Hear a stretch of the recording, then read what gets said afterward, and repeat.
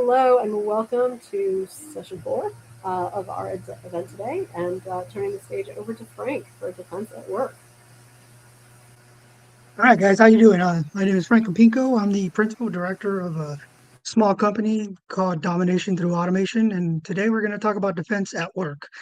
You've heard a lot about, a lot of really great things about AI, about identity and stuff, and what we're going to kind of focus on here is kind of fundamentally the governance of it all. So that's kind of what our company does, and we're going to tell you some success stories and give you some examples of what not to do, and hopefully talk about what to do. So real quick, a little bit about me.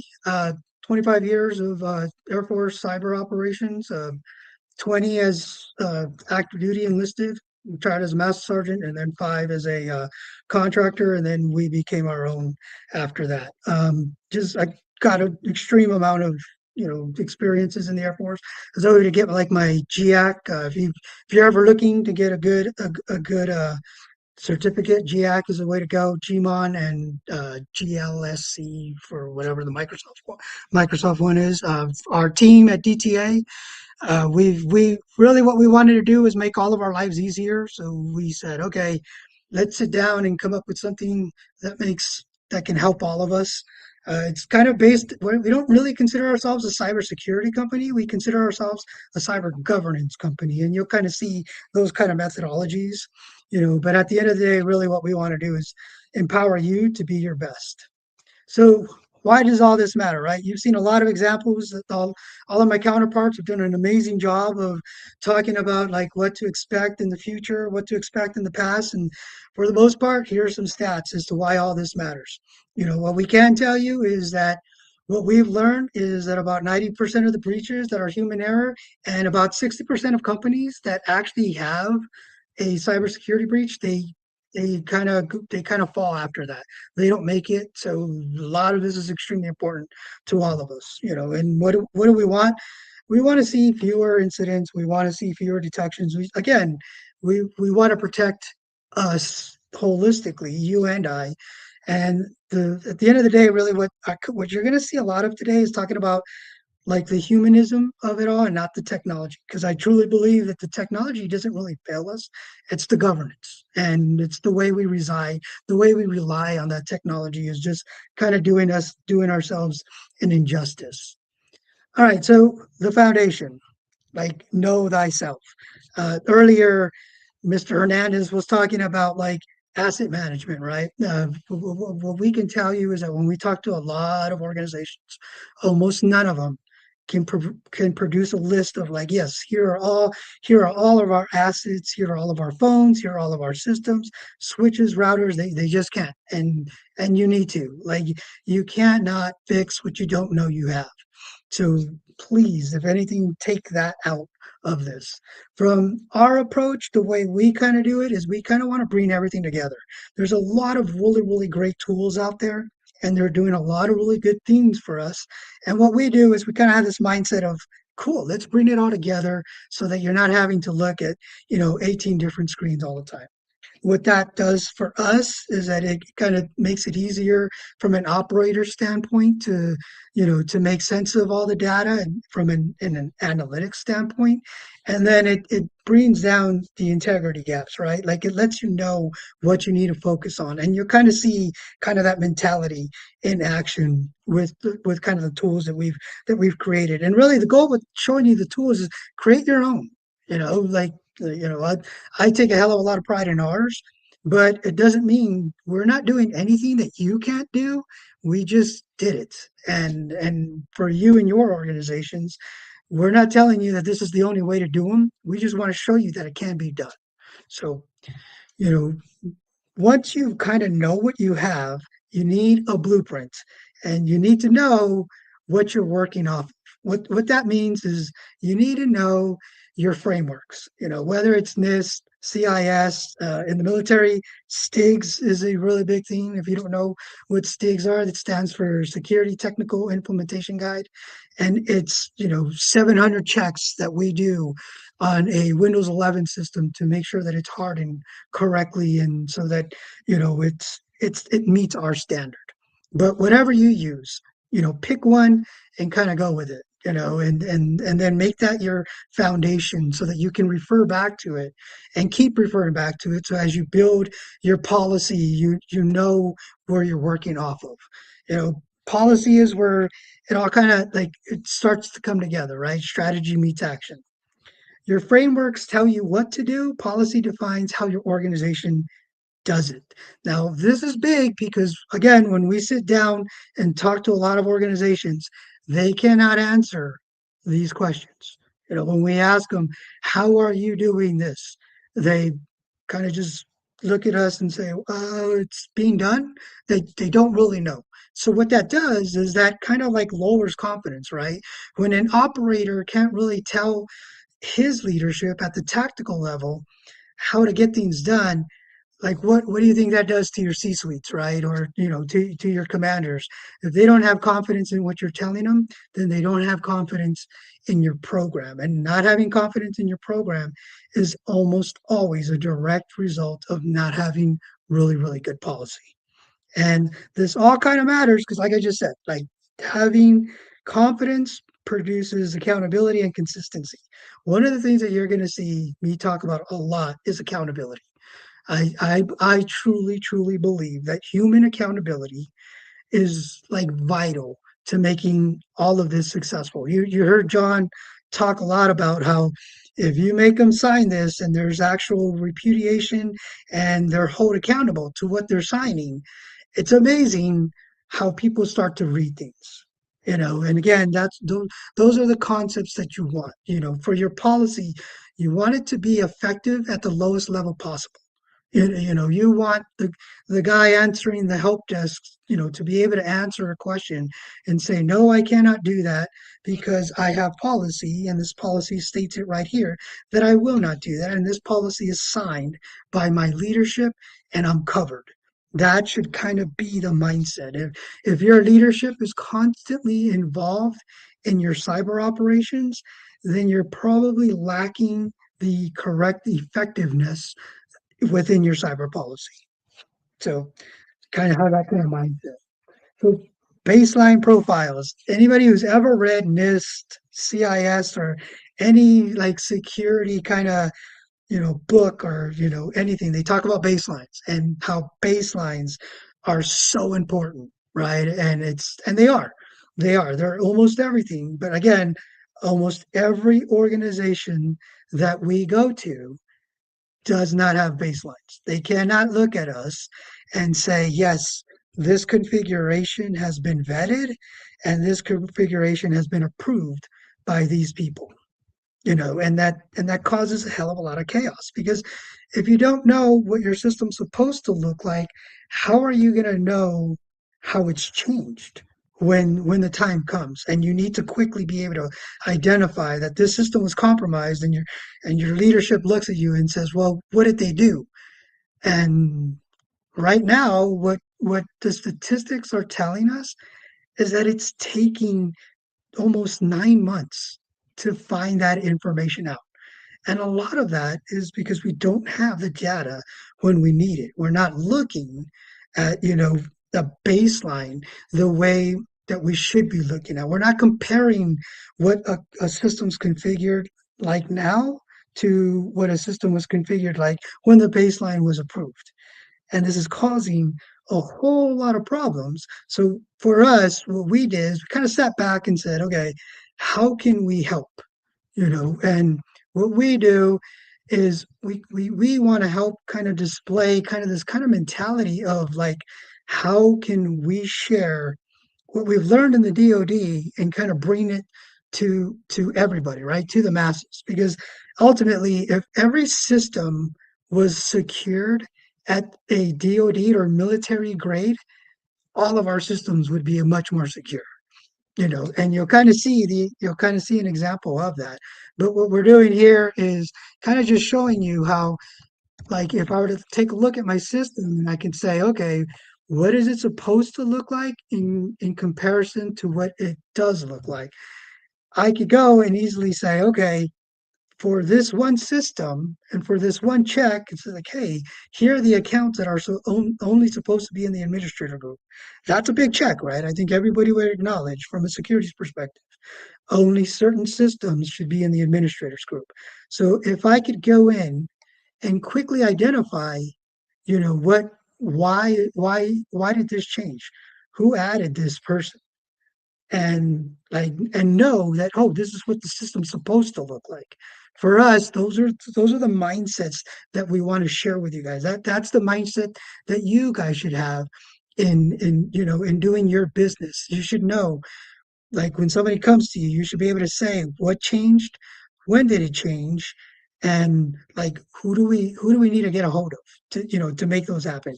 In the military, we call it the kill chain, right? We call it the kill chain, and then kill chain is kind of the same for a human as it is for a vulnerability. You identify it, you assess it, you decide what action you're going to take, go and take that action, and then you verify that that action was successful or not successful. So for us, we see this as like helping you guys with your cyber chain, right? Here you can identify what changed, all that good stuff, and then just kind of move forward and help you make the decisions that you need to make. Because we're not saying that it's the lowest level person that should be making the decision, but what we are saying is that it's the lowest level person that should be able to confidently look at the tactical and strategic leadership levels and say, yes, this is what I know, and this is what I can go take care of. And we have every bit of confidence there are amazing operators out there that once given a target, they will go and destroy that target, whether in the DoD or outside of the DoD. So that's kind of the mindset we're bringing. We also kind of want to kind of take a step back. Like John's always talking about taking a step back, right? And kind of like seeing and realizing the battlefield. So what we did is we sat down and we started talking to leadership. And I want everybody to do this. Everybody should be doing this. You guys need to understand that there are three levels of leadership. There's operational, there's tactical, and then there's strategic. As cyber operators, one of the biggest lessons that I learned was how to communicate to my leadership at those levels. From an operator perspective, the binary of it all, I can sit down with my people and we do great things, right? But from a tactical level, my tactical leadership, they're nowhere near as as technical as we are. So they just kind of want to know this, like, okay, what do we look like? What's my history? Be able to tell those stories, be able to look at them and say, hey, green is in the military. I can't speak for outside of the military, but in the military, all they care about is colors. Green, yellow, red, green, yellow, red. So if you can look at them and say, hey, here's what we've looked like, in the past months, for a certain amount of time, they're only going to look at these colors and be like, okay, green, okay, we were yellow, but we're green again. Start to think in terms of those. As you gain experience, you're gonna learn that you have to speak to specific people in a specific manner and embrace that. Yeah, for yourself, don't, you might get mad and you might get frustrated because you're talking to leadership and they don't understand exactly what you're saying, but try to empathize with them because they're in meetings where there are decisions being made that you won't understand. So try to put yourself in their shoes and try to speak in those terms. When we sat down with C-suite leadership, they, no kidding, like, looked at us, and one of them looked at us and said, Frank, I fly planes. That's all I do. That's all I care about is flying planes. So if you could tell me where we are from a cyber status, because he's ultimately responsible for it, and if you could tell me in colors, I would appreciate that. So when we kind of showed him this kind of mindset, he was like, yes, this is exactly what I've been looking for. So for you and your organizations, try to think like that. Think in their terms. What do they want to see? Trust me, guys, it's going to help you in how money is spent, because what they told us is they sat down and said, I don't spend money on cyber because I do not understand it. So if you could go to them and say, okay, we have this system here, and this system, looks terrible from a vulnerability perspective. And they're like, why does it look so bad? And you're like, it's because it's a Windows 10 system and Windows isn't making updates for it anymore. That is where like they start to sense like, oh, okay, wait a minute. In order to get rid of this red, I have to spend money because it's an old operating system. At that point they start to visualize it, right? They start to understand it. So always kind of have that in the back of your mind of how can I help my leadership help me. Sounds funny, but if you kind of have that mindset and you're kind of like, at the end of the day, what's your goal? Your goal is to get rid of this system and get it to Windows 11. And, it might sound like a lot.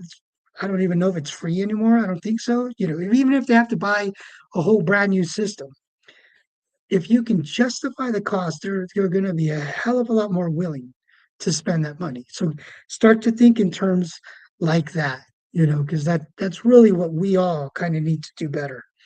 Another thing that we kind of like to focus on is there's a lot of eggs, like Mr. Hernandez says, there's a lot of eggs being put in one basket, you know, and we tell people don't do that. Like John always says, like security costs. Security is a business decision. And if you can justify those business decisions, I'm not promising you that they'll make them, but I will promise you that they'll be more inclined to. So for when you're scanning, we always recommend having a third party scanner. So as great as Microsoft Defender is, I'm a Tenable fan, Rapid7. There's a lot of other scanners out there. If you're starting to use AI scanners, I'm not saying don't use them. But what I am saying is create a bridge to make sure that its integrity and its credibility is intact. What I can tell you is that Tenable's been doing this for like ever, so it's kind of like it's in your benefit to kind of use the two for a little so that you can make sure that they're both getting what you need to get. And stop thinking in these silos. Like if you can have if you need to have one tool that just does vulnerability scanning, cool. And if you have another another scanner that does hardening scanning, and you start to justify that and you start to display them in a manner that really, really helps your leadership understand, trust me, guys, they'll be more willing to make decisions that are in your favor. So early detection, like the detection of it all is kind of a big thing, right? Again, like you guys, like I told you guys earlier, what we're noticing, and this is across the board, is that it takes about 9 months from detecting to kind of like understanding what happened. And that should be unacceptable to all of us.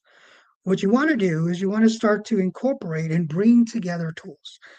This to me is an amazing example of where AI could really, really help. Because when you look at like my system has 730 security checks that it's done. If I'm ever told, hey, your system's been compromised and changes have been made to your system, as a human being, it would take me kind of a long time, not as long, because you saw how like our tool worked where it can tell you exactly what happened. But introducing AI would be an amazing concept because that's where it can tell you, hey, this is what changed. This is like who was added, and this is the steps that I think you should take, right? And it can do that for you like in seconds. And it can also help you focus on those high value targets. So don't be afraid to introduce AI into your cyber governance. But what I can tell you is that, at least for me, I will not speak for everybody. I really don't think AI should be a really, really big part of your cyber governance plan because you should be incorporating how you're going to govern AI into your cyber governance plan. So I don't think you should be using the same tool to govern and the same tool to implement. Those that to me just doesn't make a lot of sense. So I would tell you guys kind of keep those two teams separate, but don't be afraid to leverage each one to complement each other. And when you start to kind of do these things, what I can tell you is that you're a hell of a lot more like in the military we use two terms, effective and efficient. And it was I take so much pride in how effective and efficient some of our teams were because we kind of started using this mindset. And effectiveness wasn't just that we would take care of all these vulnerabilities. Effectiveness is that we were telling our story. And that's what I would tell you guys, make that a key part of how you brief. Tell your story. Your people are doing amazing things. So that you should be able to kind of showcase that. But what tends to happen is, that all the bad things just kind of float to the top. And don't let them. Don't let them. Make sure that, all the good things that you and your team are doing are part of that. How you're transforming, how long it takes to identify what's going on with a system, or how long it took to take care of a system, or how long it takes to make sure that you know Sherry and her team that are doing all this work quarterly, it should be part and it should be in your governance system. So, it shouldn't be an email that, yeah, we did this. No, it should be part of your program that says that, hey, on this day at this time, we did these things. That way, when an audit comes, you're not just showing your security plan, you're actually showing the implementation, the monitoring, and the execution of your security plan, and kind of have those kind of mindsets as you move forward. Uh, John earlier talked about the blast radius, right? Network segmentation. I don't know how many times you said it, John, but you said it quite a few times, and I totally agree with you. Everything should be kind of in its own bucket. And if you kind of do the right asset management and you know your network, it makes it a lot easier to start putting, your machines, your system, your AI agents into the right buckets. So that is a big part of the blast radius, is knowing your networks. As you move forward with identity based, stuff, like when you think about what Sherry was talking about, identity management is not supposed to be easy.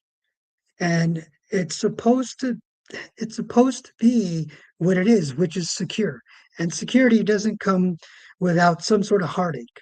So kind of think about those things, because if you do your identity correctly, then once you start to look at your blast radius, you notice that it gets smaller and smaller, because you're just like, oh, I just need to worry about this one system, this one person. This one person has rights to do these things on these systems and is in these security groups.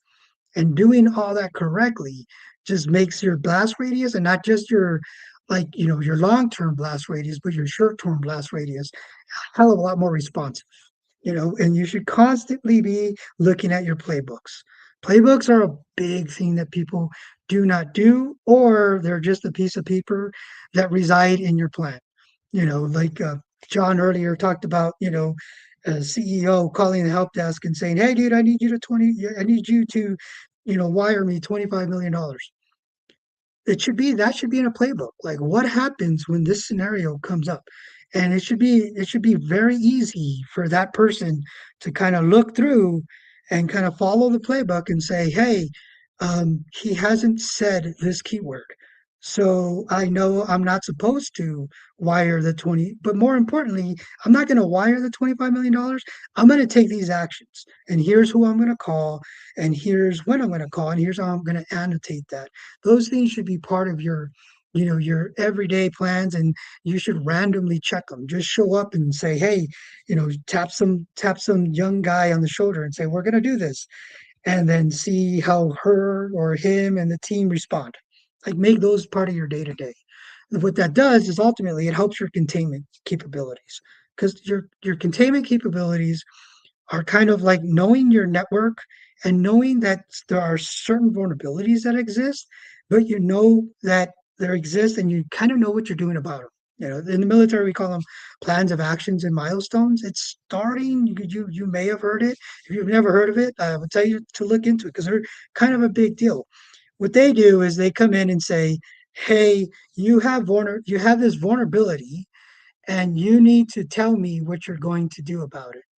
And you should have a record of that. And those records should be like, in a sense, the ability to tell your story of what you're going to do for a certain vulnerability, like when they can expect these plans of actions to take place, all your milestones. So you should never ever just install a patch. There should be configuration management, and there should be some sort of verification that takes place, and you should be able to showcase, like, hey, yeah, This is the plan of action. We're not just going to pull a trigger, like John says. We're going to take a step back. We're going to come up with a game plan, and then we're going to execute. And then that game plan should be able to be viewed from an auditor standpoint. What auditors want to see you guys doing is they want to see that this is all kind of being done not in a vacuum, and not the week before they show up. So you need to be thinking in terms like, okay, how can we create these kind of records that kind of showcase that we're doing things in a timely manner, and not just in a timely manner, but in organized manner. So always kind of have that in your mind, so always kind of be able to showcase those things as well. Because, like I said, everybody's doing amazingly great work.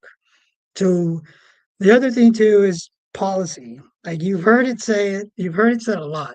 Like, but without effective policy, you just got wishful thinking. And every time you have policy, if there are things that need to be done, your policy needs to be measurable, enforceable, and continuously validated. What that means is when Sherry sits down every quarter to meet with the right people to make sure that identity management is going well, policy should state that, hey, once a quarter you're going to do that, and that she's running the show, right? Like these are the metrics that are required. This is the format that it's required to be in, and then put that in your policy. So again, for us, it's about being able to show that you aren't just doing things, but that you have a record, a history of doing these things in the correct way. 'Cause I have every bit of confidence that Sherry's doing it, and I want Sherry to get the credit for doing it continuously, not just once. And that's the other thing, right? For us, compliance is continuous. It's not this point in time oh, the auditor's going to be here next month. Let's get everything done. And then they leave, and certain systems get turned back on because they look terrible. So we've all been there where they just turn them off, and then they get turned back on. And that's not where we're supposed to be. We're supposed to be able to continuously prove that we're doing the things that our policy and that our leadership believe that we're doing. And to help with that, one of the things that we've done is we're kind of coming up with this new kind of mindset where we take cybersecurity, because what we noticed is when we sat down, there was a lot of confusion, in regards to scoring standards. And if there's confusion in scoring standards and you go to your leadership and they're like, where are we at? And you look at, and, people are looking at them and saying, well, we're good, and they literally answer like that. Then what happens is leadership looks at them and says, well, show me. And then, when you look at CMMC is like 110 checks for level 2. And they're looking at it like, what's our score? Like, where are we at? It just became too much. So what we did is we kind of took the fundamentals of the GOD, and then we said, okay, we're gonna grade everybody on 4 categories. One is vulnerability management. That's if you're patching your systems.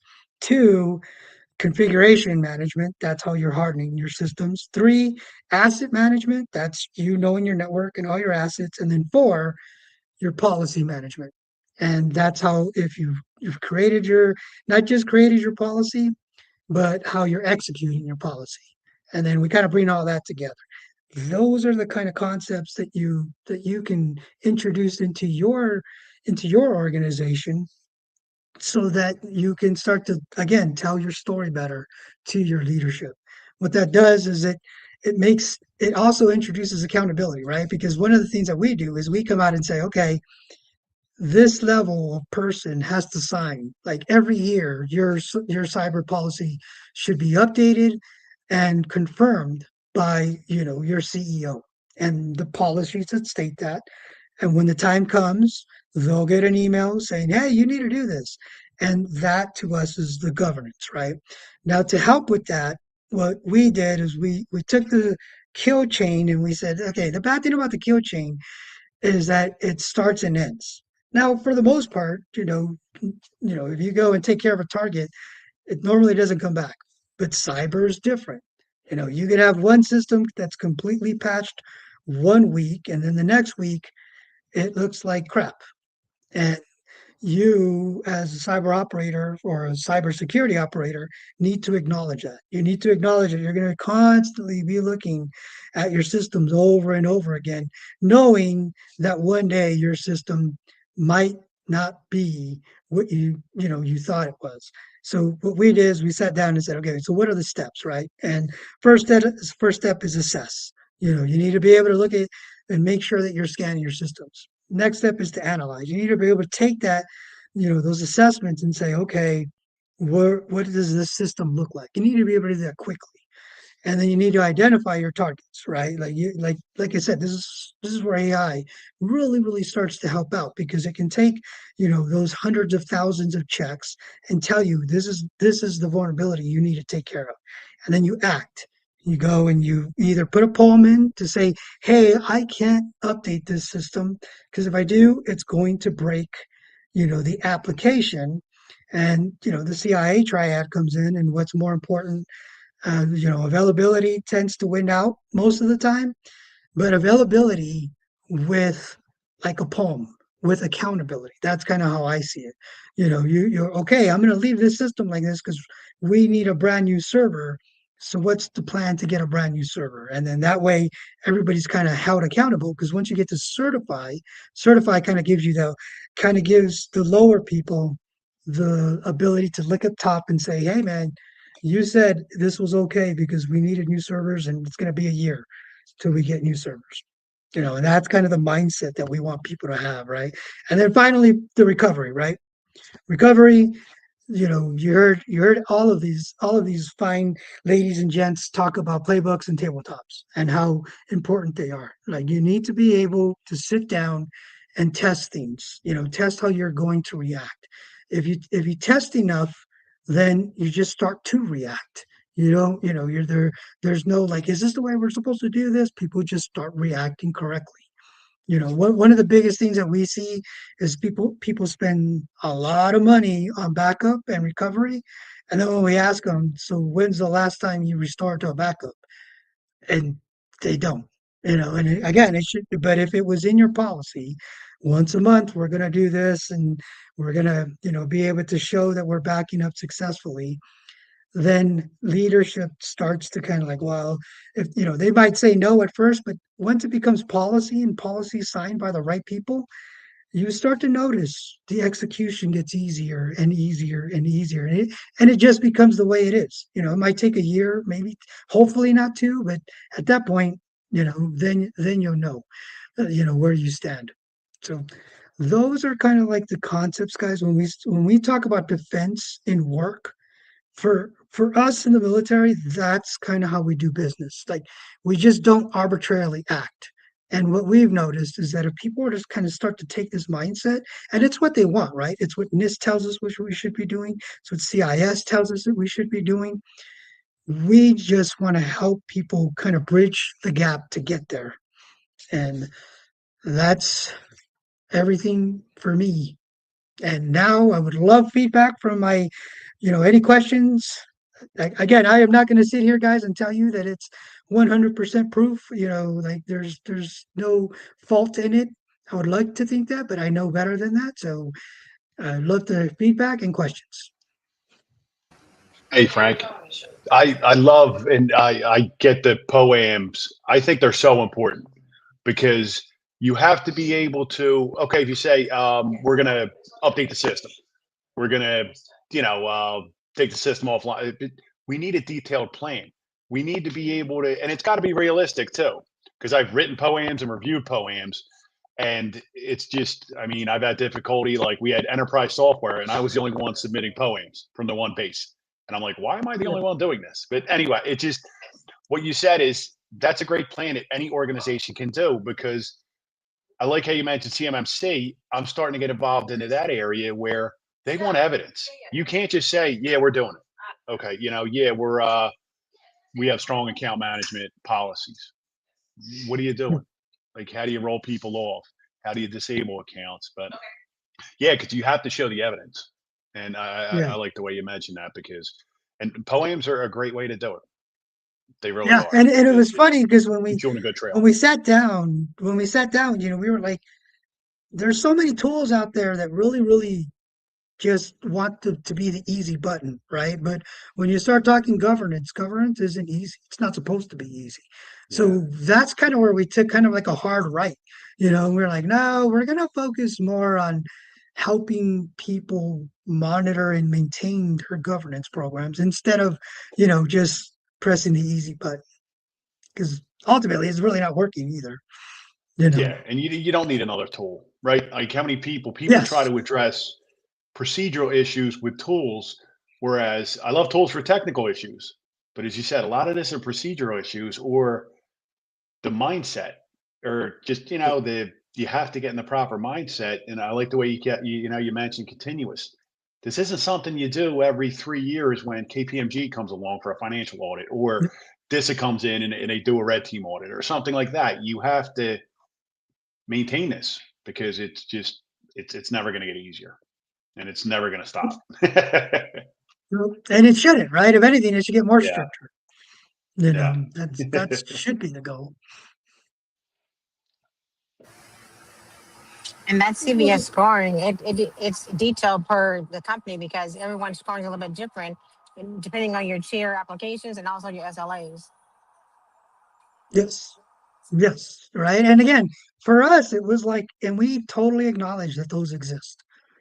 We just want to help companies make those decisions and then see the ramifications of those decisions. Because as you start to look at these, like, I don't know if I showed it, but if you look at the system that's like out of the box, it looks terrible. It's coming in, my system's coming in at a 95%, and I'm still able to do everything that I need to do. Yeah. And out of the box, the system's coming in like at a 35%. And that should just be totally unacceptable to everybody, you know. Definitely. I learned that the hard way with Tenable IO when we had the log4j. We was No, not yeah, configured properly. Like every day we had to do new scans. We find more vulnerabilities, more vulnerabilities. And I'm like, okay, what's wrong? We had to call yeah, Tenable IO to get on the phone to make sure that we don't get any more because every day was a different thing. It took us like maybe like 60, 90 days to do remediation. yep, yeah. And it's crazy because Linux has this mindset of like when you build a Microsoft system, Microsoft has like one instance of Java, right? Like you can have multiple, but for the most part, you have like one instance. But the way Linux kind of works is each application is its own silo. So each application just kind of generically puts these libraries in, even if they're not using them. And the Log4j was a great example because we would be talking to vendors and we are like, you need to update your stuff because it has the Log4j, vulnerability. And they would literally tell us like, we're not using it. And we're Right. They like on took. the phone with them. Mm-hmm. Yeah. If we're on the phone with them, then why is it here? And to me, that's kind of where baselines come in, right? Is if you could go to a vendor and say, hey, okay, I'm using your software. Why do you have this? And again, to nonchalantly tell me on the phone, oh yeah, we're not even using it, so we don't care. It's like, wait, what? Like, I care, dude. You know what I mean? I care because it's showing up on a vulnerability report. If you're not using it, it shouldn't even be there. So that's kind of the Exactly. concept. Yeah, that was like a big push. I'm like, if you're not using it, at least go 5 revisions back and then at least get rid of it. If you don't need it, why is it here? Yeah, yeah. And it's one of the things like our tool does is that we actually, because even with Log4j, Tenable made it really hard to find out exactly where it was. So we kind of took that ingest and just made it a lot simpler. We call it effective. I love Tenable as a scanner. To me, they're probably my favorite scanner. But like, one, you don't want so many people having access to Tenable. And two, you know, what you can do with Tenable from a visual perspective is it's not bad. It's just not like as effective as we wanted it to be. So that's why we kind of modified it. Does your tool does anything with PCI? Because I know Tenable is great for that as well. Yeah, no, it does. It does. Like we kind of just started like really what we wanted to do was we wanted to build a framework, where we could say, because at the end of the day, what we notice is like a vulnerability is a vulnerability.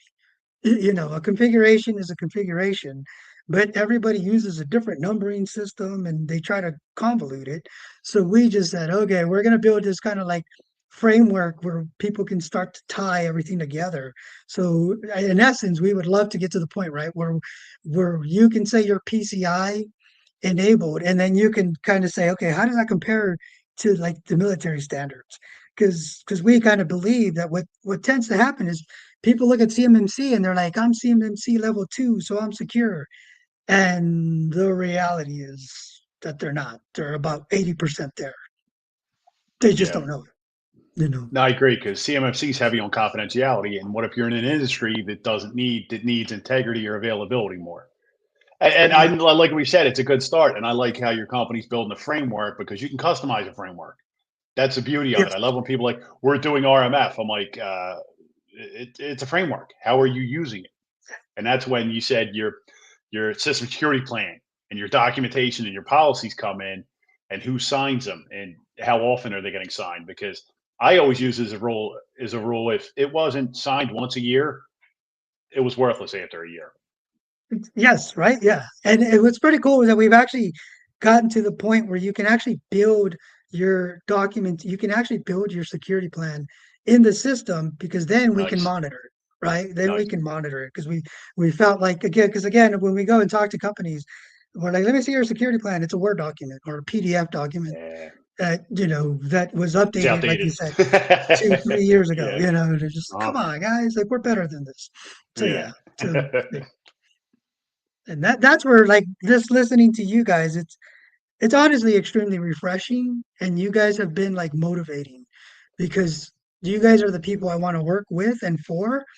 And it's pretty cool that we're actually out there, that these people are actually out there. And it's funny, Felipe, because I think you're like you're the missing link that cyber didn't realize they needed, the messaging.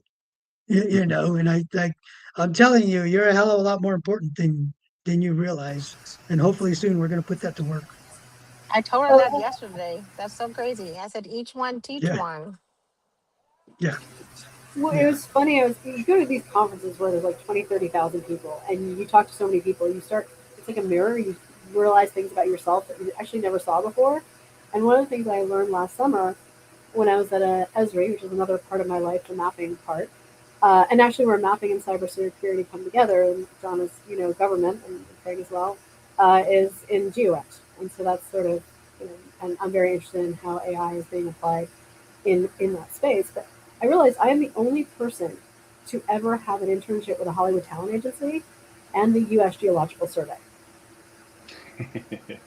And I someone's think like, that diversity is amazing.